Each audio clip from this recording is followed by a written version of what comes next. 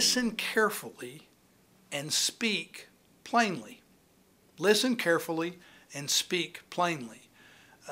Many times when we get into community problem solving issues or we're trying to bring about some sort of change or do something, lots of times we have our point of view. We came into the room with our point of view. And so we don't take the time to take a deep breath, calm, and listen to what the other folks are saying. Because if we would just listen, we might hear something that we hadn't heard before. The way I like to think of it is at my house. You know, I've got a boy that's going to be a junior in college, and I've got a boy that's in high school, and lots of times we'll end up in situations where we'll be talking about something, and we'll be talking at each other in a pretty agitated way, both of us really thinking out loud and letting each other know what we think. And a little bit later, if everything kind of calms down and we're talking to each other, we might hear something where we'll say, "Oh, that's what you were talking about? Oh, well, I know how we can fix that without it messing up what I was trying to do." In other words, we weren't listening. We were just talking. So you have to figure out a way to listen carefully. And by the way, you have to speak plainly. I'm a big believer that if you're trying to lead or you're trying to solve a problem of the community, you can't have mushy language. And what I mean by that is you can't hold things back. You don't want to be mean. I don't suggest that, or you don't want to be abusive or aggressive. But what I mean is people have to know what it is you're really thinking. Otherwise, they can't listen carefully because there's some sort of game being played. Part of that, too, is I think those that are involved in community problem solving need to help figure out new ways to hear.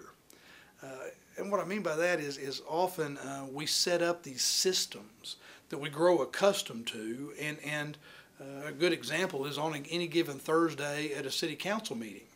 There are these things that they call public hearings. Well, many times they're not hearings. They're not the opportunity for people to hear one another. They're set up as almost adversarial, where one side is upset about something, the other side is also upset, and so they're aggressively fighting with each other, and it leaves the city council, the mayor and council are sitting there in a situation where they have to kind of resolve a dispute. Well, it doesn't allow for there to be communication back and forth so that maybe there's an idea. Let me give you an example. And of course, this isn't exactly how it happened, but it makes my point. Because it was similar. I got myself elected mayor of Austin, and I had gotten elected saying I was going to try to bring everybody together. We were a de facto two-party system in this city, and it wasn't Republican and Democrat, but it was just as nasty as anything you've seen in that regard. It was environmentalists versus developers. It was the Chamber of Commerce versus the Sierra Club. It was the Save Our Springs Alliance versus the Real Estate Council. And so I went to the business community, and I said, all right, I'm the mayor. If I could wave a magic wand, what would you have me do? And they said, well, now, Mayor, we need to be able to attract and retain the talent in this new economy, this imagination economy, this creative economy.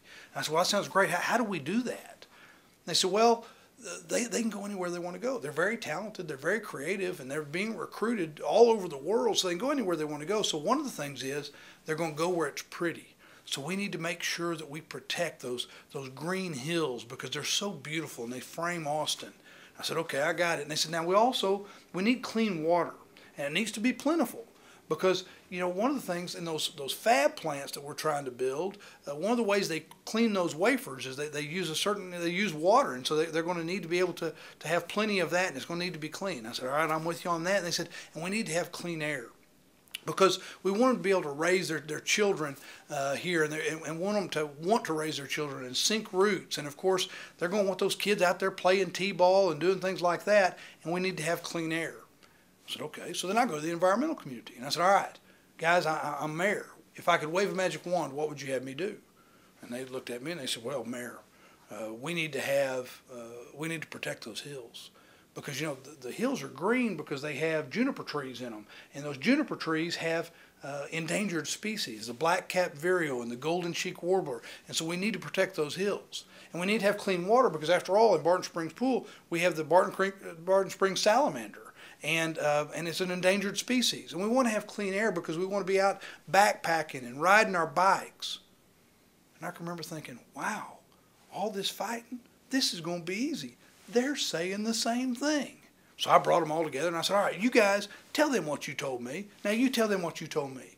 I said, hey, you're all saying the same thing. Of course, they looked at me and they looked at each other and said, yeah, but they don't want it for the right reasons. So we had to get past purity of thought. But my point is that what was happening is people really were, in many instances, shooting at the same target. They were just shooting at it from different angles and different points of view.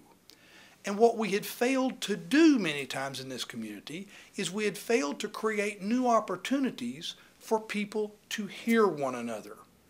And of course, they weren't always speaking plainly because they were speaking at a decibel level far higher than was necessary. So rule number 2, listen carefully, and even if that means creating new ways to hear one another, and speak plainly.